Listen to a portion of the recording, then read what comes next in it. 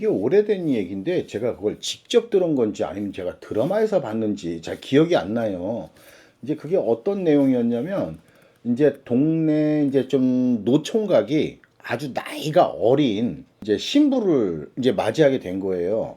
그러니까 이제 동네 이제 아주머니들이 모여서 막 수덕콩 이제 막 하잖아요. 그때 이제 어느 집 남편이 이제 그렇게 얘기를 했어요. 야, 저거 좋겠다. 저 어린 여자 데리고 살아서 얼마나 좋겠냐라고 했는데 그 말을 옆에서 이렇게 듣고 있던 이제 어느 할머니가 그런 얘기를 하시더라고요. 야, 뭐가 좋냐? 저 아무것도 모르는 어린애 데리고 살면서 가르치려면 그거 얼마나 힘든 줄 아냐? 이제 그렇게 얘기를 하시더라고요. 근데 그게 제가 어디서 들었는지 제가 생각은 안 나는데 그게 계속 잊혀지지가 않아요. 그런데 이제 제가 지금의 일을 하면서 이제 그런 유사한 일을 종종 몇 번 봤습니다. 이게 뭐 정상적인 부부 관계라면 뭐 나이 차이가 얼마가 됐던 뭐 상관없습니다. 아니 뭐 자기 당사자들만 좋으면 되지. 그런데 문제는 거의 자기 딸 자식하고 비슷한 나이대 상간녀를 만나서 불륜행위를 하다 아내한테 걸리고 이혼 당한 다음에 그 어린 상간녀하고 재혼을 해가지고 사는 이런 남편들을 제가 이제 몇 번 본 적이 있어요. 이제 어느 남편이 있었는데 그 남편이 그 상간녀를 만난 게 한 50대 초반이었답니다. 이제 그 상간녀가 이제 신입 사원으로 이제 회사에 입사를 했대요. 그런데 이제 왜 그런 남자들 있잖아요. 새로 이렇게 여직원들 들어오면 왜 남자로서 좀 뭐 잘난 척도 하고 싶고 자기가 이 회사에서 뭔가 좀 파워도 있는 것처럼 보이고 싶고 그러니까 어떻게 보면 허세죠, 허세. 그러니까 그 새로운 여직원한테 너 내 말만 잘 들으면 넌 회사 생활 아주 편할 거야. 이제 그런 허세. 이제 그런 관계였었던 것 같아요. 그랬는데 그 상간녀가 그때 나이가 24, 5 정도 됐는데 이 남편분의 얘기를 들어보면 정말 여우 같았어요. 그러니까 어렸을 때부터 좀 끼가 아주 다분한 여자였죠. 유달리 이 남편한테 그렇게 잘하더랍니다. 그리고 그때는 이제 회식이 많았어요. 회식이 많으면 꼭이 여직원이 이 남편분 챙기고 그러다 보니까 또 이 남편은 그 여직원이 얼마나 이쁘겠어요. 그러다 결국 이들이 넘어서는 안 될 선을 넘게 된 거죠. 그러면서 이제 이렇게 지내면서 거의 한 5년 동안을 비밀 연애를 시작을 한 겁니다. 그거 참 능력도 좋아. 5년 동안 회사에서도 안 걸리고 집에서도 안 걸리고 그랬는데 어쨌든 이들이 계속 그렇게 불륜 관계를 저질렀는데 이게 그러더라고요. 이게 나이 차이가 엄청 많이 나도요. 이 남녀는 이 잠자리를 갖잖아요. 그러면 어느 순간부터가 좀 동등해지는 그런 게 있어요. 예를 들어서 10살 정도 어린 남자 직원하고 한창 위 직장 상사하고는 몇 년이 가도 그 관계가 유지가 된다고요. 그렇지만 이 여자는 그렇지 않은 것 같아요. 이 잠자리를 하게 돼버리면 그때부터는 적어도 이 두 사람 사이에 있어서는 어느 정도 균형이 맞춰지는 그런 관계가 돼버립니다. 그러니까 자기네들끼리 있을 때는 정말 무슨 젊은 연인들 다툼하듯이 막 말다툼도 하게 되고 그러다가 또 뭐 애정 표현도 하게 되고 그랬는데 그 남편분 말은 그랬대요. 이 상간녀하고 만나면서 3년 정도 지났을 때부터 이 상간녀가 자기한테 말을 좀 함부로 하더랍니다. 그래서 다툴 때는 이 새끼 저 새끼라고 욕을 한대요. 그러면은 남편은 처음에는 무척 당황했는데 자기하고 불륜 관계에 있는 상간녀라서 뭐라고 말도 못하고 그냥 참았답니다. 그래서 집에 들어와가지고 자기 딸을 보고 그런 생각을 많이 했대요. 자기 딸보다 2살 많은 상간녀인데 거의 딸 나이잖아요. 그런데 내가 그런 애한테 내가 이 새끼 저 새끼 소리 듣는 게 이게 맞는 건가 그런 회의감도 많이 들었답니다. 그런데도 또 만날 땐 또 좋았대요. 그랬는데 이 사람들이 딱 만나고 한 7년 정도 됐을 때 이 아내가 이 사실을 알게 된 거예요. 7년 정도 됐을 때 또 이들이 이제 좀 싸운 거예요. 이번에는 이제 돈 문제로 이제 싸웠답니다. 그러니까 이제 그 상간녀가 이제 집에서 나와서 독립을 한다고 이제 방을 하나 얻었는데 이 남편의 집 근처에 방을 얻은 거예요. 그러니까 그때 남편은 그 생각이었어요. 가까운 곳에다가 집을 얻으면 자기가 왔다 갔다 할 수 있으니까 그래서 그 근처에 집을 얻어준 겁니다. 그리고 이 남편이 월세도 내줬죠. 그러니까 이제 남편은 그랬어요. 항상 퇴근하면요, 상간녀 집에 있다가 또 집으로 간 거죠. 그러니까 그런 것 같습니다. 그 상황에서는요, 이 남편이 굉장히 좀 즐겁게 지냈던 것 같아요. 그 상간녀하고. 근데 그 어린 상간녀의 성격이요, 굉장히 좀 안 좋은 성격이었어요. 좀 괴팍하고 변덕도 심하고, 그리고 이해심은 눈꽃만큼도 없고. 그런데 그럴 수밖에 없을 것 같아요. 왜냐면 자기 아빠뻘 되는 남자하고 불륜을 저지르고 있으니까 많이 또 기대기도 했던 것 같아요.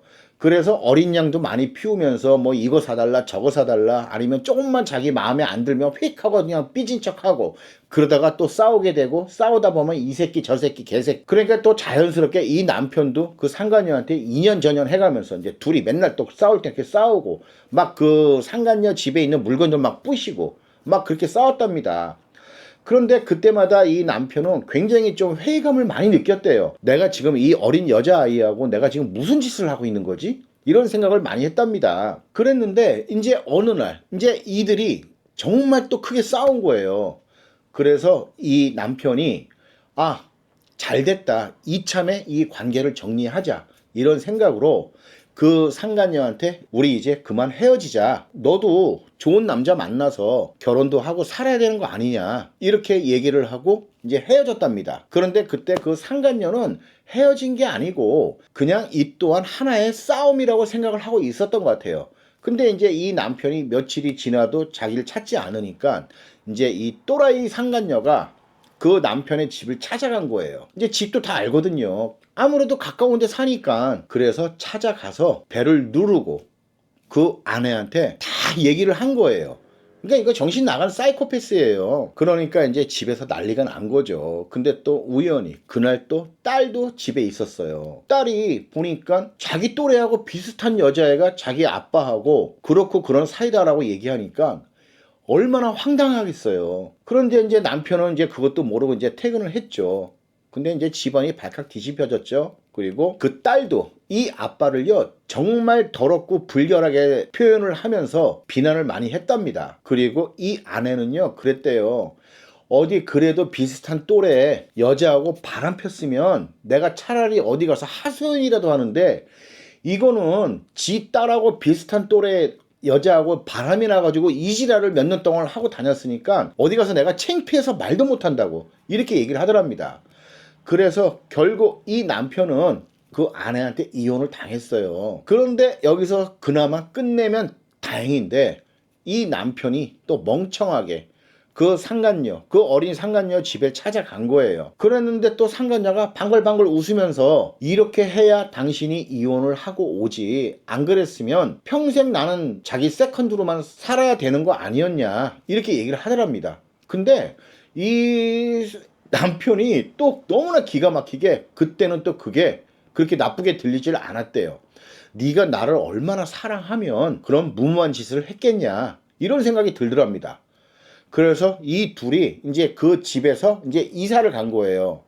좀 멀리, 집하고 떨어진 멀리 이사를 갔는데, 어느 날 그 상간녀가 혼인신고를 하자고 하더랍니다. 그래서 이 남편도 그래, 어차피 같이 사는 건데 혼인신고 하자라고 하면서 또 아무 생각 없이 혼인신고를 했대요. 그런데 이제 본격적으로 같이 살게 되면서 이 남편은 이제 그때부터 이제 지옥인 거예요. 이 상간녀가 어리다 보니까 그냥 거의 아빠한테 응석 부리듯이 조르기만 하고, 나 이번에는 친구들하고 어디 여행 갈 거야, 나 저거 사줘 이거 사줘, 만약에 조금이라도 마음에 안 들면 또 욕지거리를 하면서 미친 새끼가 지 마누라한테는 이것저것 다 사줄 거면서 나는 안 사주네 막 이래가면서 또 난리를 칩니다. 그러면 또 이제 사주고, 그때부터 이 남편이 스트레스를 엄청 받는 거예요. 근데 그 스트레스를 받아도 이 남편은 그걸 달게 받았대요. 그 순간부터 이 남편은 그랬답니다. 그냥 내가 자초한 일이니까 내가 감당해야지, 누굴 원망하냐, 이러면서 계속 그 상간녀하고 살았대요. 그랬는데 이렇게 혼인신고하고 본격적으로 살게 된 한 5개월 정도 지나서 이 어린 상간녀가 뭐 친구 만나러 간다고 해서 자고 안 들어오고 계속 이러더랍니다. 그래도 이 남편은요, 그 상간녀를 믿었대요. 에이 설마 바람 피겠어? 이제 이런 생각을 했답니다. 그런데 이 상간녀의 어떠한 이 바람 핀다는 개념하고 이 나이 먹은 사람들의 개념은 좀 다른 거예요. 얘는 굉장히 자유분방한 겁니다. 그러니까 자기 또래 남자친구들 만나서 막 밤새도록 술 먹고 새벽에 들어오기도 하고, 어떤 날은 술 취한 자기 친구, 이제 여자친구요, 같이 들어와서 잠을 같이 자기도 하고, 계속 이런 생활이 유지가 됐대요. 그러니까 그 남편이 60이 다 돼가는 나이였어요. 이 상간녀도 이제 30대 이제 초반이 된 거죠. 이제 불륜 행위를 뭐 7년 정도 하다가 이제 이러한 상황이 생긴 거니까 이제 60이 다 되는 나이였고 했는데, 그러던 어느 날이었어요. 이 상간녀가 이 남편한테 어디를 갔다 와야 된다라고 했는데, 이 남편이 뭔가 느낌이 싸해서 그러면 내가 태워다 줄게 라고 했대요. 그런데도 이 상간녀가 거절을 하더래요. 아니야, 나 그냥 전철 타고 갈래. 그러니까 또 이 남편은 아니야, 내가 태워다 줄게 이러면서 억지로 차에 태워줬대요. 그래서 이 상간녀를 태우고 이 상간녀가 말하는 그 약속 장소에 딱 가서 내려줬답니다. 내려줬는데 이 남편이 이제 이제 큰 건물들이 많은 곳이라서 그 건물을 삥 하고 이제 돌았대요. 이제 턴을 하면서. 그런데 그 반대편 쪽에 그 상간녀가 서 있더라는 거예요. 그래서 이 남편이 순간 생각을 했죠. 아니, 저 반대쪽에서 약속이 있다고 내려달라고 내려줬더니 언제 또 이 건물 사이로 이제 걸어서 이제 온 거죠. 그러니까 이 남편이 순간 차를 멈추고 지켜보고 있었답니다. 그랬더니 어느 차를 타더라는 거예요. 그래서 이 남편이 미행을 했죠. 그런데 이 차가 어느 원룸 단지 이렇게 있는 데서 쓰더랍니다. 그래서 이 남편도 멀리서 이제 지켜봤는데 거기서 남자 나오고 그 상간녀 나오고 둘이 어느 원룸 단지로 들어가더랍니다. 그랬는데 이 남편이 그때 그 순간 그런 생각을 했대요. 내가 벌을 받는구나. 그런 생각이 들었답니다. 그리고 또 하나, 자기가 그 상간녀하고 그 남자친구 있는 데 가서 앞에서 당당하게 서지를 못하겠더래요. 그 순간 내가 나이가 이렇게 많은데 내가 이 여자 남편이다라고 얘기한다는 게 굉장히 창피스러운 일 같아서 나서지를 못했답니다. 그리고 이제 그날 저녁에 이제 상간녀도 이제 집에 돌아왔죠. 그래서 이 남편이 어떡하나 보려고 이제 관계를 요구를 했대요. 그랬더니 완강하게 거부를 하더랍니다. 그래서 이제 그때부터 너 남자 만나고 다니는 거 아니었냐, 이러지 않았느냐, 저러지 않았느냐. 그래서 결국 이제 그것 때문에 그 남편분이 이혼을 하려고 이제 찾아오셨던 거예요. 그런데 그 남편분의 이야기를 들어보잖아요. 정말 이렇게 하고 어떻게 살았을까라는 생각이 들더라고요. 그러니까 이 불륜행위, 특히 자기 자식과 비슷한 또래의 여자하고 불륜행위를 한 사실만 갖고도 누구나 다 손가락질하고 욕을 할 수 있잖아요. 그런데 저는 그 남편하고 많은 얘기를 하다 보니까 성격이 굉장히 또 우유부단한 사람이었어요. 이 사람이 그러더라고요. 어디 식당을 가거나 어디 여행을 가도요, 다 이렇게 쳐다본대요. 힐끗힐끗. 저 사람들이 아빠하고 딸인가? 막 이런 식으로 쳐다본대요. 자기네들 관계를 굉장히 이상하게 보면서. 그래서 이 상간녀도 그걸 의식하니까 식당 같은 데서, 그러니까 다른 사람이 있는 데서는 이 남편한테 호칭을 안 쓴대요. 이거 먹어 저거 먹어 이랬어 저랬어 이렇게만 얘기하고, 대신 이제 집에 와서는 자기야 뭐 이렇게 표현을 하고. 그러니까 그 상간녀 자기도 이 굉장히 좀 부자연스러운 걸 느끼니까 그렇게 티를 안 냈겠죠, 나가서는. 그리고 특히 이제 어떤 여행을 갔을 때 이제 숙박업소를 들어가잖아요. 그러면은 거기서 카운터에서 이렇게 쳐다본대요. 그때마다 이제 이 남편은 느끼는 거죠. 아, 이 사람이 우리를 좀 이상하게 보는구나. 그런데 어느 순간부턴가 그런 체면 이런 것들이 좀 없어지더랍니다. 그러니까는 이 사람의 삶의 방식이 자꾸 이제 수준이 떨어지는 거죠. 그리고 집도 월세를 얻었던 건데 맨 처음에 집을 얻을 때도 이 집주인이 굉장히 자기들을 이상하게 쳐다보더래요. 부동산에서도 마찬가지고. 그러니까 하나부터 열까지 너무 힘든데 이 집에 와서도 이 상간녀가 자기가 조금만 기분이 나쁘면 막 화를 내고 싸우고, 그리고 이제 아무래도 어리니까 이 경제관념이 없어서 그런지 몰라도 돈이 얼마가 있는지 상관없이 자기가 하고 싶은 거 다 하고 사는 거예요, 그냥. 그러니까는 이 남편은 그 뒷바라지 하느라고 아주 그냥 허리가 빠져버리는 거죠. 그런 상황에서 남자가 있는 걸 알게 됐으니까 어떻게 보면 이 남편은 그때서야 아, 내가 여기서 벗어날 수 있겠구나 이런 생각이 들더랍니다. 그래서 이제 그것 때문에 이제 이혼을 하려고 왔었어요. 그래도 어쨌든 간에 이 남편이 이혼 소송을 시작을 했고, 그래서 이혼은 했습니다. 아무래도 제가 볼 땐 그래요. 그 상간녀 또한 나이가 어린아이였기 때문에 굳이 막 법적으로 뭐 대들고 뭐하고 이렇게 심하게는 안 했던 것 같아요. 그래서 그렇게 어렵지 않게 이혼은 했어요. 그 이후에 이 남편은 이제 집에도 못 갑니다. 자식들 이 남편을요 아빠라고 생각하지도 않아요. 그 아내는 당연하죠. 그래서 그 남편이 홀로 외롭게 지내고 있는 것 같더라고요. 근데 이제 그때는 제가 이제 유튜브를 하기 전이었어요. 그러니까 제가 유튜브를 이제 한 지가 이제 1년 반 정도 됐거든요. 근데 그때는 제가 유튜브를 하기 전이어서 그분이 저한테 그러더라고요. 실장님, 네이버 블로그에 자기 사연 좀 써달래요. 그래서 나 같은 놈 또 생기지 않게. 그래서 근데 제가 그랬죠. 선생님과 같은 사람 많아요. 종종 와요. 라고 했습니다. 그러니까 그 남편이 그냥 조용히 웃고 말더라고요. 그래서 어쨌든 그렇게 해서 이제 돌아갔고, 그렇게 해서 이제 끝났습니다. 그런데 그 남편이 그렇게 잘 사는 것 같아 보이지는 않았어요. 혼자서. 그리고 정말 자기 지난날의 이 잘못을 엄청 후회하면서 살겠죠. 이런 분들이야말로요, 자기 아내하고만 이혼을 한 게 아니고 자기 가족 전체와 다 이혼을 해버린 결과가 된 거나 마찬가지입니다. 그때 그 남편이 그랬어요. 내 아내가 정말 포근하고 안전한 청정구역이라는 사실을 이혼하고 나서야 깨달았답니다. 그러면서 엄청 후회를 했거든요. 그런데 이러한 분들이 몇 분 계셨어요. 어느 남편분도 자기가 사업 잘 나갈 때는 뭐 진짜 서른 살 정도 차이 나는 여자하고 아주 막 살림 차려가면서 자기 아내한테는 이혼하자 하고 노래를 부르고, 그러자 아내가 이혼을 안 해주니까 그래도 그나마 다행히 자기 있는 재산의 거의 한 80% 정도를 그 아내한테 줬어요. 이거 줄 테니까 이혼하라. 그러니까 아내도 아유 내가 이런 새끼하고 살면 뭐하나, 더군다나 일단 80% 준다고 할 때 빨리 끝내자 하고 이제 그 아내분이 이혼을 딱 했고, 이 남편은 80%를 줘도 괜찮았어요. 왜냐면 사업이 잘 되니까 자긴 또 금방 또 벌면 된다 생각을 했겠죠. 그랬는데 정말 거짓말처럼요, 그게 한 6개월도 안 가서 이 회사가 망해버렸어요. 그런데 정말 기가 막히게요, 그 상간녀 혼인신고까지 했거든요.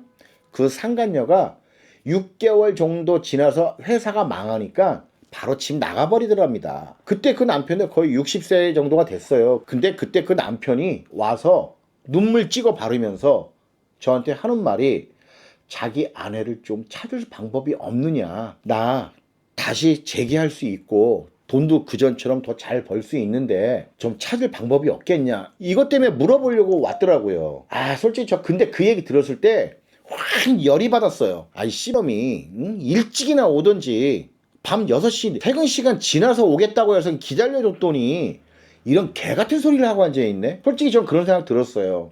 그렇지만 제가 이걸 대놓고 말할 수는 없잖아요. 솔직히 한심해 보이기도 했고, 그 상간녀가 집을 나갔으니까 나갔다고 그립다고 눈물을 흘리고 앉아있는데 아우 진짜 꼴보기 싫더라고요. 그래서 대충 얘기하고 그거 찾을 수 없다, 그거 찾으면 뭐하냐, 차라리 이혼해버리고 선생님 앞날이나 걱정하시면서 살아라 이러면서 그냥 돌려보낸 적이 있었습니다. 그런데 어쨌든 이 외에도 이러한 유사한 일이 몇 번 있었는데 참 답답해요.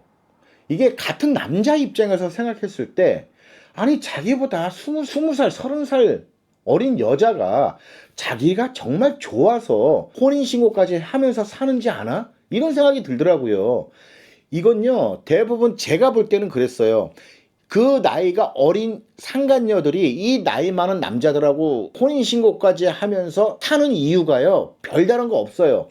얘네들 대부분 정신적으로 문제 있는 또라이들이 많습니다. 아니면 이 남자가 돈이나 엄청 많던지, 딱 둘 중 하나밖에 없어요.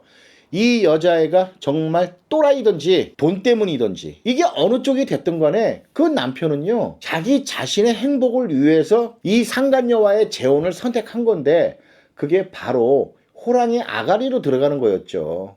그러니까 또 이렇게 말하니까 결국 또 제가 뭐 남편분들 비난을 하게 되는 결과가 생겨버린 것 같은데, 확률적으로 봤을 때 아내분들보다 남편분들이 이런 꼴통짓을 더 많이 하긴 해요.